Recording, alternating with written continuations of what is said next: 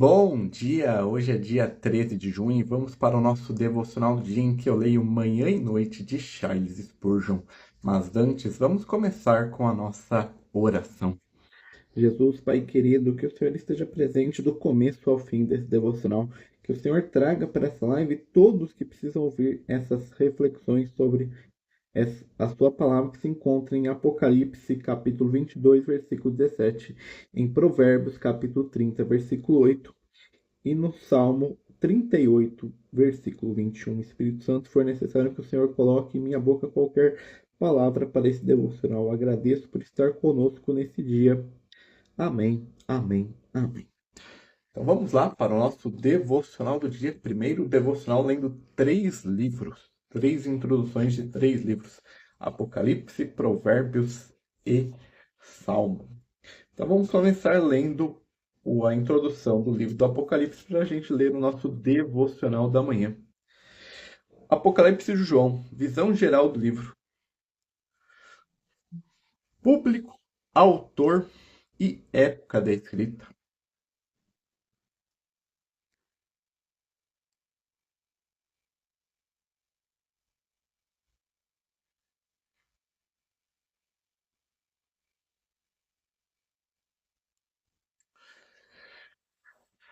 O Apocalipse é o único livro profético do Novo Testamento. É a pedra angular da palavra de Deus. As escrituras sagradas começam com uma única revelação do passado e termina com uma revelação sobre o futuro. O Apocalipse é um livro muito solene que fala muito sobre os juízos divinos, mas também é um livro maravilhoso no qual encontramos a conclusão dos caminhos de Deus até a glória eterna. Assim como todas as outras profecias, o Apocalipse também não é fácil de entender. É por isso que às vezes é chamado de livro dos sete selos e é muito negligenciado por muitos cristãos. O pensamento principal das profecias bíblicas do Antigo e do Novo Testamento é a introdução futura do reinado do Senhor Jesus sobre a criação, bem como os eventos precedentes na história da redenção. A Assembleia do Deus Vivo, o corpo de Cristo, é um mistério divino revelado no Novo Testamento, mas ela possui um papel central nas profecias como a noiva que testemunha a verdade. A expectativa dessa assembleia não é fugir das aflições, mas aguardar com perseverança a vindoura glória e visível do Senhor Jesus. Essa manifestação pública marcará a vitória final, a ressurreição e o encontro definitivo dos santos com Cristo. A maior parte das profecias bíblicas incluindo o Apocalipse, diz respeito ao desenrolar da história, a aprovação da igreja e a consumação dos séculos. A linguagem do Apocalipse é amplamente simbólica. Só se pode explicar esses símbolos em conexão com as escrituras sagradas como um todo, especialmente em relação à profecia, pois aprendemos com Pedro em 2 Pedro, capítulo 1, versículo 20, que nenhuma profecia das escrituras é de interpretação particular. Assunto e propósito da escrita. O versículo 1 do Apocalipse já mostra a intenção de Deus, mostrar a seus servos coisas que em breve devem acontecer. A pessoa de Jesus Cristo, o Filho de Deus e Redentor, está no centro desses eventos futuros. Vemos o Senhor Jesus como juiz justo no capítulo 1 e como aquele que em breve virá no último capítulo, mas também vemos no curso de todo o livro do Apocalipse, repetidas vezes, o Senhor Jesus como aquele que age. O capítulo 1, versículo 19, nos dá a chave para dividir o livro. Escreve as coisas que tu tem visto e as coisas que são e as que hão de acontecer. As coisas que tu tem visto referem às visões do capítulo 1, do 12 ao 18. Lá vemos o Senhor Jesus como juiz de sua igreja entre os 7 castiçais de ouro. As que são refere-se às 7 cartas dos capítulos 2 e 3 de as 7 igrejas. Essas igrejas apresentam o caráter da cristandade em suas batalhas espirituais ao longo da história. Finalmente, as que hão de acontecer nos mostram eventos que culminam na consumação dos séculos. São descritos a partir do capítulo 4, versículo 1, onde João é convidado em espírito para contemplar a soberania de Deus no céu, ouvindo as palavras: sobe aqui e te mostrarei as coisas que devem acontecer. peculiaridades dos capítulos 4 ao 22, portanto, descrevem o juízo de Deus sobre a terra e o testemunho perseverante da igreja em meio à tribulação. A totalidade dos crentes redimidos está representada na glória celestial pelos 24 senhores do capítulo 4, versículo 4. Uma realidade espiritual diante do trono que coexiste com a igreja militante e sofredora na terra. Para começar, vemos Deus como Criador e governante, o Senhor Jesus como Cordeiro morto e representação dos santos adorando no céu. Capítulo 4 e 5. No trecho seguinte, capítulo 6 ao 11, os 7 selos dos livros são abertos pelo Cordeiro. Então, as 7 trombetas iniciam série de juízos divinos sobre o mundo impenitente. A 7ª trombeta leva ao cumprimento do mistério de Deus e ao estabelecimento do reinado de Cristo. Capítulo 12 e 13 mostra a fúria de Satanás e a perseguição implacável contra o povo de Deus durante o período de tribulação, bem como a ascensão da besta e do anticristo. O capítulo 14 e 15 revela a fidelidade inabalável dos mártires e a colheita da terra. O capítulo 16 segue com o derramamento definitivo da ira divina através das 7 taças. Capítulo 17 e 18 mostra o julgamento da Babilônia, que é o sistema mundano afastado de Deus. Finalmente, o capítulo 19 traz Cristo aparecendo visualmente na Terra em triunfo absoluto. Os capítulos 20 a 22 mostram o milênio, o estado eterno como novo céu e nova terra. O livro de Apocalipse termina com apelos solenes do Senhor Jesus aos homens em geral, porém especialmente aos crentes. Peculiaridade. As expressões usadas para ser referência a Cristo em Apocalipse são as seguintes: o Cordeiro, Jesus Cristo, Alfa e Ômega, Senhor, primeiro e último, fiel e testemunha, estrela da manhã, fiel e verdadeiro, raiz de Davi, homem, Senhor dos senhores, Rei dos reis, o princípio e o fim, primogênito dos mortos, príncipe dos reis da terra, aquele que vive, o Filho de Deus. Amém. O princípio da criação de Deus, o leão da tribo de Judá, a palavra de Deus, a descendência de Davi, Senhor Jesus Cristo. Sumário, vamos ler sobre o capítulo 22, que é o capítulo do nosso devocional. Qual que é o versículo? O capítulo 17. Então, capítulo 22, versículo 6 ao 21, palavras finais do Senhor Jesus. Se você deseja conhecer a Deus, deve conhecer a sua palavra. Se você deseja perceber seu poder, você deve ver como ele trabalha com a sua palavra. Se você quiser saber seu propósito antes que aconteça, você só pode descobrir por meio de sua palavra. E essa é a introdução da Bíblia Spurgeon para o livro do Apocalipse de João. Quem quiser, receba de graça a água da vida. Apocalipse, capítulo 22, versículo 17. Jesus diz, receba de graça. Ele não quer pagamento ou preparação. Ele não busca recomendações de nossas emoções virtuosas. Se você não tem sentimentos bons, se apenas estiver disposto, está convidado, então venha. Você não tem nenhuma crença, nenhum arrependimento. Venha a Ele e Ele dará a você. Venha como está e receberá de graça. Sem dinheiro, sem preço, Ele se entrega àqueles que necessitam.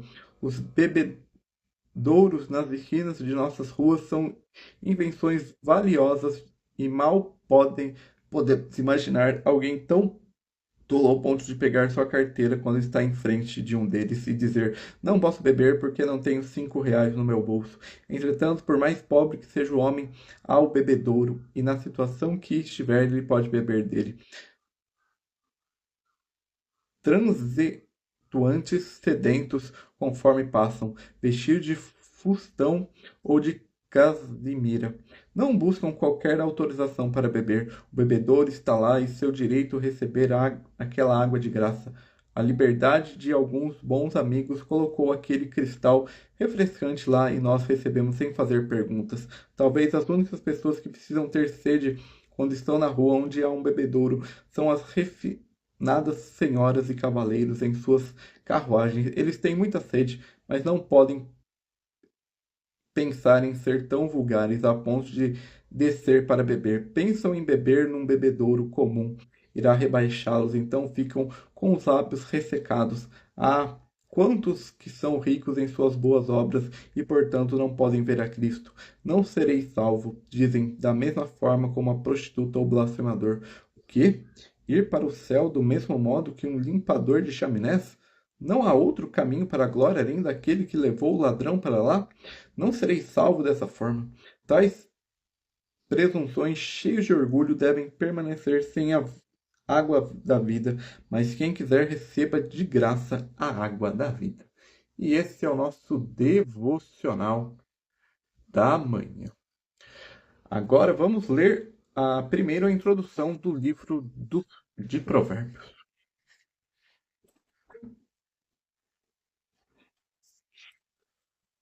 O livro de Provérbios, circunstância da escrita. O livro de Provérbios tem o título inspirado, Provérbios de Salomão, filho de Davi. Salomão também é mencionado como profeta no capítulo 10, versículo 1 e 25, versículo 1. Nos capítulos 22, versículo 17 e 24, versículo 23, os provérbios contidos na seção após esses versículos são chamados de palavras do sábio. Finalmente, os capítulos 30, versículo 1 e 31, versículo 1 mencionam Agur e Lemuel como os poetas dos provérbios. Não sabemos nada, entretanto, sobre a sua identidade. Assim como Davi foi o maior poeta dos Salmos, Salomão foi o maior poeta dos provérbios. 1 Reis 4, versículo 29, versículo 34 declara: E Deus deu a Salomão sabedoria e muitíssimo entendimento e grandeza de coração, como a areia que está à beira do mar. E a sabedoria de Salomão sobressaía a sabedoria de todos os filhos da região oriental e toda a sabedoria do Egito, porque ele era mais sábio do que todos os homens, mais que Etão, o Ezarita, e que Emã, e Cacol e Darda, os filhos de Maol. E sua fama estava em todas as nações ao redor. E ele falou 3.000 provérbios, e seus cânticos foram 1.005. E ele falou das árvores desde o cedro que está no Líbano até o isopo que brota da muralha. Ele falou também dos animais, das aves, e dos répteis e dos peixes, e ali vinham de todos os povos para ouvir da sabedoria de Salomão, e todos os reis da terra, os quais haviam ouvido acerca de sua sabedoria. Apenas cerca de 1.000 dos provérbios de Salomão são coletados no livro de Provérbios e foram mantidos por inspiração e preservação divina. Os homens do rei Ezequias coletaram alguns dos provérbios de Salomão apenas 200 anos depois. Também Salomão provavelmente não compilou todos os provérbios, mas assumiu os provérbios já conhecidos pelo sábio. O mesmo implica pelo substituto em Provérbios 30 e 31, onde aparece o nome de Agur e Lemuel. Portanto, é mais provável que Salomão tenha coletado as palavras desses homens do que apenas acrescentado mais tarde. Salomão reinou por volta de 970 a 931 e Ezequias por volta de 716 a 687. Isto corrige o início e o fim da origem do livro. Contribuição para a Bíblia. Máximas ou aforismos desempenham um papel importante na antiguidade. Esse ainda é o caso no Oriente. Na época em que todos sabiam ler ou escrever, o aprendizado ou conhecimento de provérbios era uma forma especial de instrução. Encontramos certa semelhança entre provérbios e o livro egípcio do conhecimento de Amenemop. Essa descoberta, por um lado, confirma a difusão e a popularidade dos provérbios coletados no Oriente. Ao mesmo tempo, uma enorme diferença vem à tona. A máxima mundana pagã é uma mistura de filosofia moral e pensamentos por acaso, enquanto o livro de Provérbios de Salomão nas Sagradas Escrituras considera o temor de Jeová como objetivo, que é o princípio de sabedoria. O livro de Provérbios mostra que o homem, temente a Deus, neste mundo, deve buscar o que deve e o que ele deve evitar. O livro também ensina que o homem, independente de suas bênçãos espirituais sob o governo de Deus, colherá o que semeou. Ele contém o conceito de sabedoria divino para a vida diária de um homem temente a Deus em todas as suas dificuldades, provações, perigos e alegrias em seu caminho nessa terra. Provérbios, escritos por Salomão, o rei da paz, também apresentam certos paralelos com os princípios do reino de Deus, conforme o Senhor Jesus os apresentou no chamado Sermão do Monte em Mateus 5, 6 e 7. A sabedoria divina, tão frequentemente mencionada em Provérbios, que no capítulo 8, versículo 9, até fala do leitor de maneira personificada e encontra sua expressão perfeita no Novo Testamento na pessoa de Cristo, o Filho de Deus. Estrutura: o temor do Senhor. O temor do Senhor é a palavra-chave desse livro. O temor do Senhor é o princípio do conhecimento e da sabedoria. O temor do Senhor é odiar o mal. É uma fonte de vida, além de comparar seguintes referências. O nome de Deus aparece apenas 5 vezes em Provérbios, enquanto o nome de Jeová, Javé, aparece cerca de 85 vezes. Jeová é o nome que expressa a relação de Deus com suas criaturas, isto é, o homem, especialmente com seu povo Israel. Forma poética. O livro de Provérbios também foi escrito em forma poética. O capítulo 31, versículo 10 ao 31, entretanto, é escrito na forma acróstica, ou seja, a primeira letra de cada versículo é idêntica à sequência do alfabeto hebraico. Spurgeon em Provérbios. Você tem aqui o conselho do rei Salomão, corretamente considerado um dos mais sábios dos homens. Vale a pena ouvir o que Salomão tem a dizer. Deve ser bom para o jovem, mas inteligente ouvir. E ouvir com atenção o que um homem tão experiente como Salomão tem a dizer aos jovens. Mas devo lembrar a você que um maior que Salomão está aqui, pois o Espírito de Deus inspirou os provérbios, não só apenas joias das minas terrestres, mas também tesouros preciosos das colinas celestiais, de modo que o conselho que temos aqui não é apenas o conselho de um homem sábio, mas o conselho daquela sabedoria encarnada que nos fala a partir da palavra de Deus.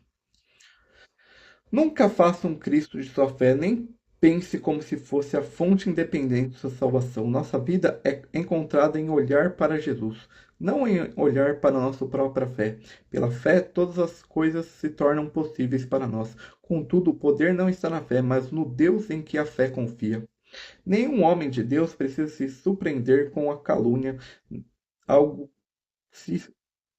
como se algo estranho lhe tivesse acontecido. Os melhores servos de Deus foram sujeitos a essa provação.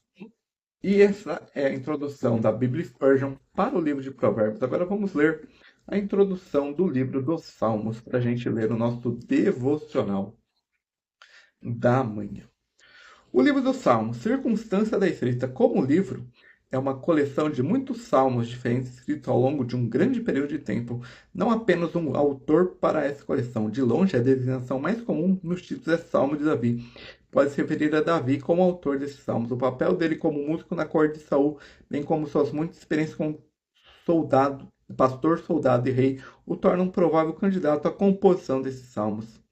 Outros títulos incluem a designação de Salomão, 72, 172, Asaf, do 50 e do 70 ao 83, os filhos de Corá, 42 e do 44 ao 49, Etam, 89, Emã, filho de Corá, 88 e Moisés, 90. No caso de Asaf, embora fosse um dos principais músicos de Davi, o próprio nome passou a ser associado a um grupo de músicos com o mesmo nome. Isso pode explicar por que um salmo aparente pós-exílio, Salmo 74, inclui no título a informação de Asaf. Salmo consiste em muitos hinos e orações diferentes escritos por indivíduos mais usados pela comunidade. Se considerarmos os nomes que se encontram nos títulos como os autores, a data da composição varia do tempo de Moisés, século XV a.C., até um tempo após o exílio, sexto século a.C. ou mais tarde. Alguns dos títulos incluem as informações históricas que podem indicar o local e o contexto da escrita. As informações podem não se referir à data da composição, mas aos locais onde seus conteúdos estão inseridos, tendo sido escrito algum tempo depois dos eventos terem ocorrido.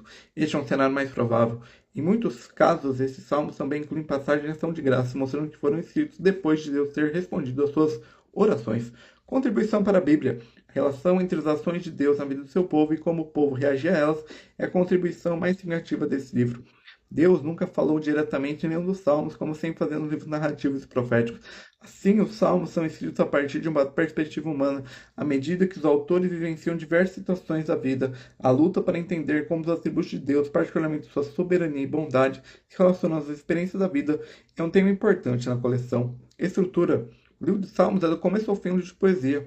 A poesia hebraica não tem rima ou métrica regular, mas usa um paralelismo que consiste em 2 ou 3 versos que correlacionam e completam o pensamento. Uma parte do paralelismo se trata de um sinônimo, onde o segundo verso ecoa o primeiro. O paralelismo antitético apresenta um contraste entre os dois segmentos, e no paralelismo sintético, o segundo completa a ideia do primeiro. Os salmos podem ser divididos em hinos, 145 ao 150, e cânticos de ação de graça, do 30 ao 32. Salmos de lamento, 38 e 39, são orações ou clamores a Deus em um ocasião de angústia. Salmos reais 2 e o 110, aquele a respeito do rei terreno de Israel. Salmos de entronização 96 e 98, quais celebram a realeza do Senhor. Salmos penitenciais 32, 38 e 51, aqueles que expressam contrição e arrependimento. E salmos de sabedoria ou didático 19 e o 119, quais ascendem a ser proverbiais. Spurgeon em Salmos. Deus permitiu que Davi passasse por muitas experiências, não tanto por si mesmo, mas para o bem das futuras gerações. Sempre que lemos os salmos dele, podemos nos identificar de uma forma ou de outra. Todas as vezes que me encontro em um beco sem saída, ali vejo Davi. Acho que não desci em uma situação tão humilhante que não tenha visto em uma situação ainda pior, assim como também nunca subi a um ponto tão alto que não tenha visto Davi muito acima de mim, pronto para cantar sua música acompanhado do seu instrumento de corda, enquanto eu cantava a minha canção. E essa é a introdução do livro dos Salmos. Agora vamos ler o nosso devocional da noite. Afasta de mim a falsidade e a mentira. Provérbios, capítulo 30, versículo 8. Deus meu, não te ausentes de mim. Salmo 38, versículo 21. Aqui temos duas grandes lições, o que censurar e o que suplicar. O estado mais feliz de um cristão é o estado mais santo. Como a maior calor estando mais perto do sol, da mesma forma, mais alegria mais perto de Cristo. Nenhum cristão desfruta conforto quando seus olhos estão fixos na vaidade. Ele não encontra satisfação a menos que a sua alma seja vivificada nos caminhos de Deus. O mundo pode ganhar alegria em outros lugares, mas nós não. Eu culpo os homens ímpios por correrem para seus prazeres, porque eu deveria. Quem que se fartam é tudo que desfrutarão. Uma esposa convertida que desprezará por seu marido é sempre muito boa com ele, pois diz: temo que seja o único modo onde ele será alegre, e portanto resolvi fazê-lo mais feliz que eu puder. Cristãos precisam buscar seus prazeres numa esfera mais alta do que nas frívolas, ímpitas ou nas alegrias pecaminosas do mundo. Buscas vãs são perigosas para as almas renovadas. Soubemos de um filósofo que, enquanto olhava para cima, para as estrelas, caiu em poço, mas quão profundamente caem aqueles que olham para baixo. Sua queda é fatal. Nenhum cristão está a salvo quando sua alma é indolente e seu Deus está longe. Todo cristão está sempre seguro em relação ao grande cristão de sua posição em Cristo, mas não está seguro no que diz a respeito à sua experiência em santidade e comunhão com Jesus em sua vida. Satanás não ataca frequentemente um cristão que está vivendo perto de Deus, e quando o cristão se afasta de seu Deus, tornando-se faminto espiritualmente e tentando alimentar-se de vaidades que o diabo percebe ser um momento de vantagem. Algumas vezes eles podem nos colocar lado a lado como filho de Deus, que está ativo no serviço do Mestre. Mas a batalha geralmente é curta. Aquele que dorme quando desce ao vale da humilhação, referência ao livro O Peregrino de John Billman. Sempre que dá um passo em falso, convida o Apolião a assaltá-lo. Ah, que graça andar humildemente com o nosso Deus.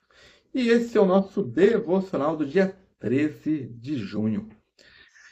Amanhã nós voltamos com mais um devocional dia entre 8 e 10 horas, não sei ainda que horário eu vou fazer, mas será no período da manhã, porque eu estarei no culto da noite. Então, teremos mais um devocional do dia.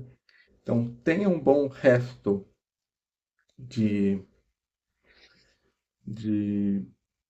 um bom resto de sábado, um bom início de fim de semana. Se você for assistir o Jogo do Brasil, um bom jogo. Se você for assistir na sua igreja, como eu, um bom período de comunhão. Que Deus te abençoe. Amém. Amém.